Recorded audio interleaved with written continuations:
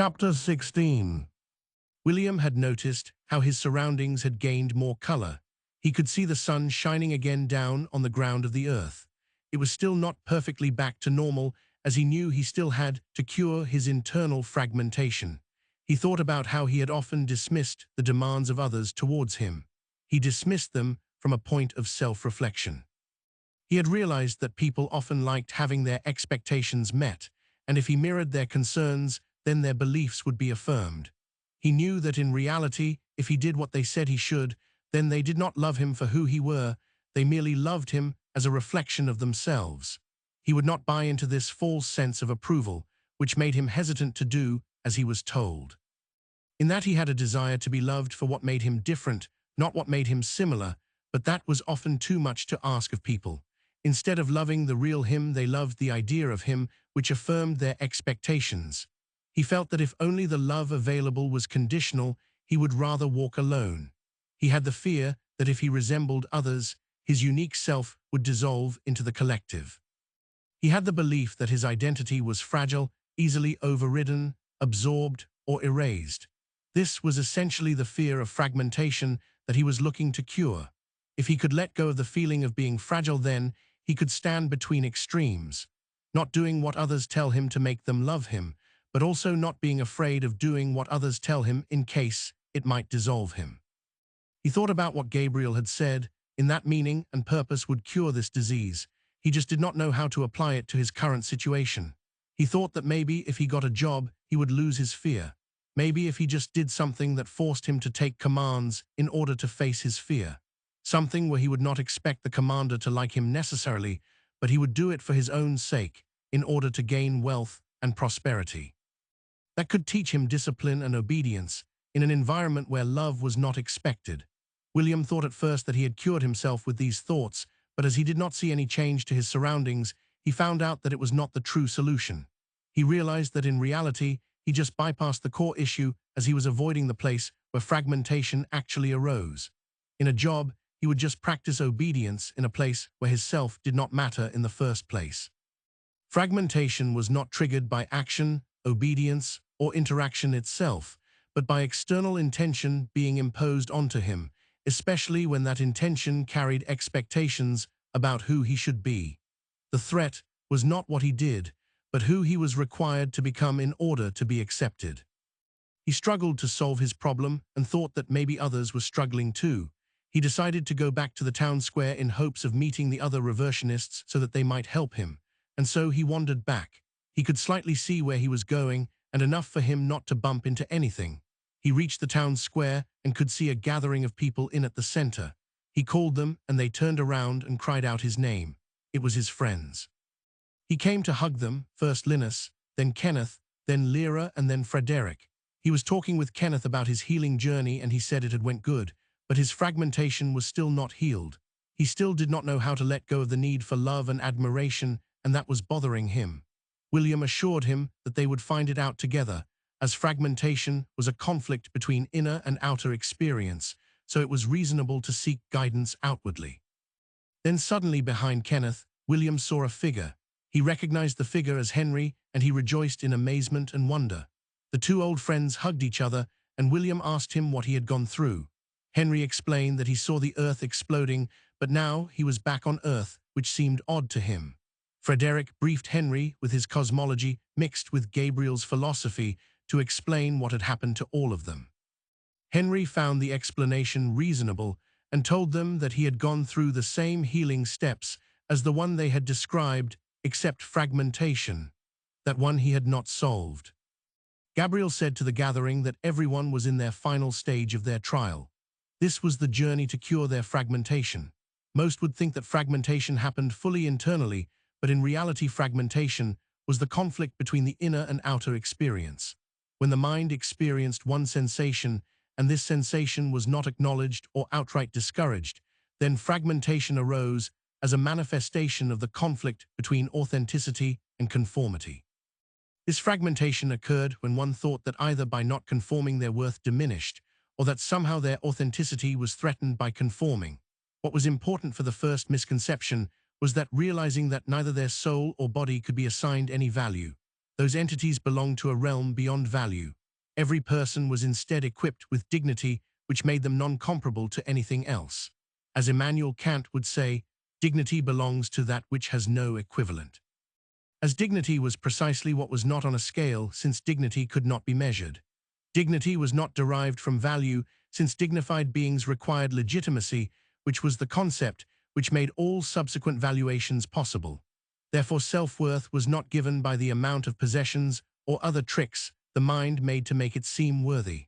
All the mind had was dignity, and that was the cause of the legitimacy of it. As a continuation, the second misconception claimed that one was not authentically participating in the universe. It asserted that in order to receive, one must deserve, a framework the mind could no longer accept. Yet, as had already been seen, no one could deserve anything, because dignity existed beyond worth altogether. Receiving did not occur as a reward, but as a consequence of participation in the unfolding itself. Meaning and purpose were therefore not found in justification or entitlement, but in working as an expression of participation and gifting that worked back into the world. In this way, action remained fully engaged, yet no longer burdened by the need to earn existence. In that sense, receiving was no longer a reward, and giving was no longer a duty, but both receiving and giving was part of a soul which was in alignment and actively participating. Gabriel continued saying, misidentifying with value was like trying to argue that a mirror was to trying to prove it was worthy by the quality of the things it reflected. But if it reflected a beautiful sunset, the mirror did not feel worthy. If it reflected a dark alley, it did not feel worthless. The mirror was the glass itself, inherently legitimate regardless of what passed through it. It was not meant to become the sunset, it was only meant to reflect. Their dignity was no different. Gabriel said that dignity came with certain rights, such as not being treated instrumentally, as replaceable, or as a means to an external end. He also said that dignity did not abolish competition. Instead, it abolished the belief that competition determined who someone was. William saw then that the cure did not lie in refusing commands nor in submitting to them, but in refusing to let them define him. He could act without disappearing and comply without becoming a reflection of another's expectations. What fractured him was never action itself, but the belief that his legitimacy depended on being what others wanted him to be. Once that belief dissolved, obedience lost its threat and resistance lost its necessity. His actions became fully participating. William came to realize that dignity did not guarantee identical outcomes, nor was it meant to. The fact of dignity was not a promise of equal results, but the assurance of equal legitimacy. What unfolded for each person differed because participation differed, not because worth did. Heaven and hell, success and failure, ease and resistance were no longer signs of valuation, but expressions of alignment within reality itself. Once he saw this, outcomes lost their power to define him. They described his path, not his value. In that realization, the fear of comparison dissolved, and dignity remained untouched by whatever followed. The recognition of the fact of dignity was totally an individual experience. He came to realize that dignity did not erase responsibility, nor did responsibility depend on comparing worth. Even though each person remained beyond value and incomparable, responsibility arose the moment one's life became entangled with another in concrete ways.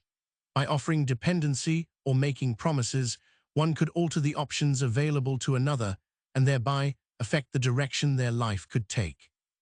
This responsibility did not imply superiority or ownership, but acknowledged that once one's actions constrained, enabled, or redirected another's possibilities, one was answerable for that involvement.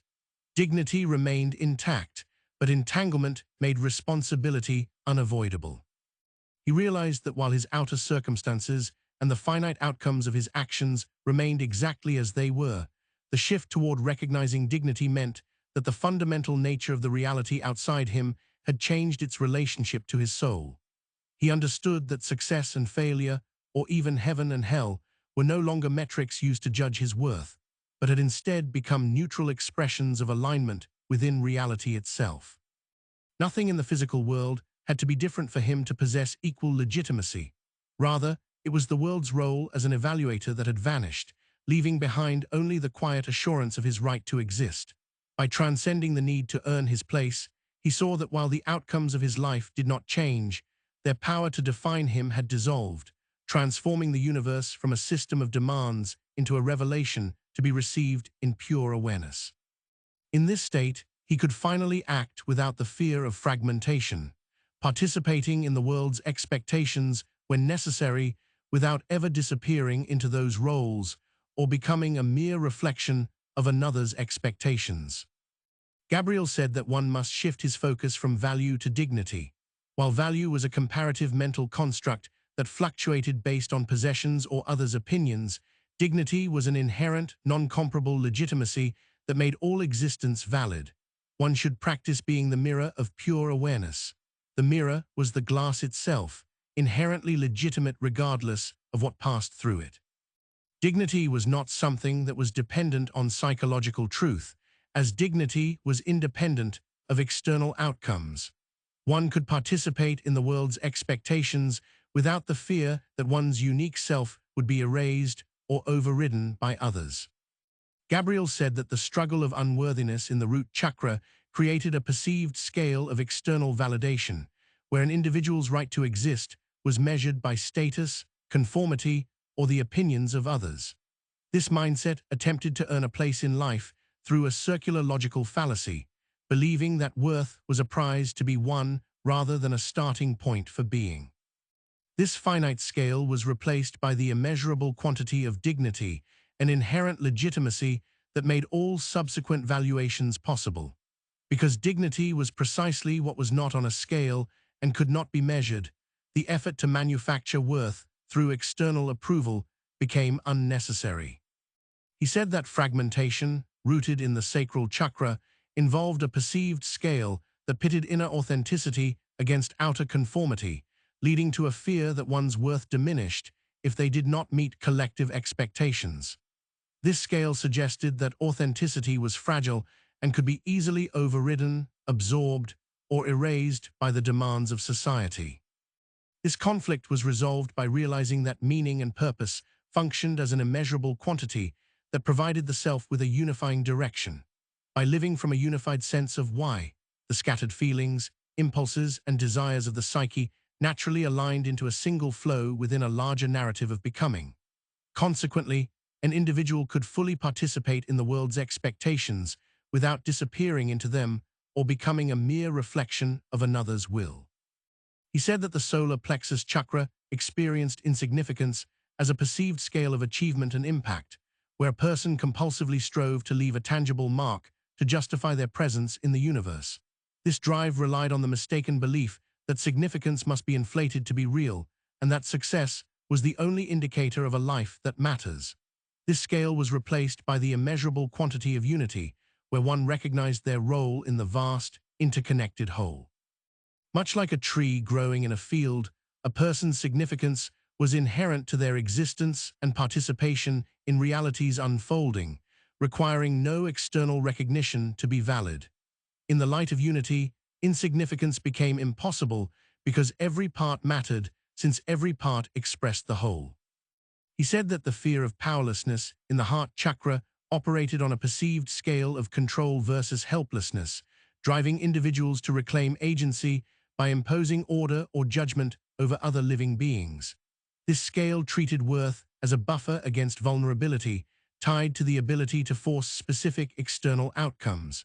This was cured by mindful attention, which revealed that powerlessness was actually an absence of immeasurable clarity rather than an absence of control.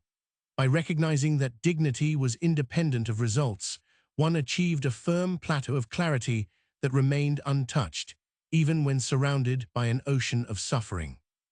He said that intellectual inadequacy in the throat chakra manifested as a perceived scale of competence and mastery, where the individual felt a compulsive need to prove their intelligence or seek validation through debate. This scale turned speech and thought into instruments of self-protection, valuing expression as an object of identity rather than a conduit of insight. It was replaced by the immeasurable quantity of good intention, where intellectual contribution was redefined as acting from sincerity and benevolence rather than mastery. When ideas aim to create and clarify for the highest good, the need for intellectual approval dissolved, and expression became authentically aligned with truth. He said that distrust in the universe, an imbalance of the third eye chakra, created a perceived scale of certainty versus chaos, fueling a compulsive pursuit of mastery to order a world perceived as hostile. This scale suggested that the mind was vulnerable to deception without constant vigilance and the correct intellectual answer to every mystery. This was resolved through the immeasurable quantity of faithfulness, which was the willingness to surrender the need for control and allow reality to unfold. By replacing the conditional value of a predictable world with the dignity of surrender, one discovered that life was a process that supported growth when not met with suspicion. He said that the fear of non-existence in the crown chakra relied on a perceived scale of identity permanence, where the mind clung to a fixed persona as a valuable focal point to deny mortality. This scale treats existence as something that must be anchored to a specific, self-constructed narrative to remain meaningful in the face of impermanence. This struggle is transformed through the immeasurable quantity of gratefulness, which shifted consciousness out of the separate ego and into the spacious awareness from which the fear arose. By realizing the I was a fluid, illusory construct, one rested in the dignity of the unchanging witness, the light that shined by itself. Each of these cures, dignity, meaning and purpose, unity, mindful attention, good intention, faithfulness, and gratefulness, function not as static destinations, but as constant orientations. They all possessed a distinct direction, acting like a compass that guided the human spirit toward liberation from the core issues of chakra imbalances. However, they lacked any measurable extent because their reach was fundamentally infinite. There was no point at which one could have said they had reached the end of unity or the limit of gratefulness. Instead, they stretched out eternally, offering a path that one could travel forever without ever exhausting the depth or the scope of the cure. Gabriel said that something could have many instances without having an equivalent. In such a case, equivalence can only be asserted globally, at the level of participation in a shared condition, never individually at the level of the instances themselves. The instances do not relate through interchangeability or comparison, but through belonging to the same incomparable ground. Each instance uniquely instantiates what it participated in, yet none could replace another without loss. Equality, where it applied, referred only to shared grounding, not to identity or value. From this, it followed that the one, which was not an instance of anything and did not participate in a higher condition, admitted neither individual nor global equivalence. There was nothing alongside it to compare with, no class it belonged to, and no multiplicity in which equivalence could arise. Rather, the one was the ground from which all immeasurable quantities originated. Dignity, meaning, unity, mindful attention, good intention, faithfulness, and gratefulness had revealed themselves as finite instantiations of pure being, absolute love, absolute oneness, pure awareness, absolute goodness, divinity, and pure bliss, respectively. Each of these cures pointed unerringly toward the divine monistic qualities, serving as living reflections of the ultimate. Though they manifested in forms that seemed finite and graspable, the divine qualities themselves were beyond extent and direction. They were not to be traversed or measured, but simply to be realized as the ever-present orientation of their finite instantiations. In embodying these qualities, one could glimpse the infinite within the finite, the absolute within the particular, and the eternal within the moment. Gabriel said that the trial was not imposed to test their worth, for worth had never been in question. It existed so that nothing false could be carried further. As each part of themselves was acknowledged without judgment, its weight dissolved, not because it was wrong, but because it was no longer needed. God did not take anything from them. It was up to them to let go of their identities. By transcending identity, His will cease to be resisted. They had passed the trial, so now they returned to the zero spiritual mass dimension, where everyone else had also arrived, though their healing journeys had varying duration.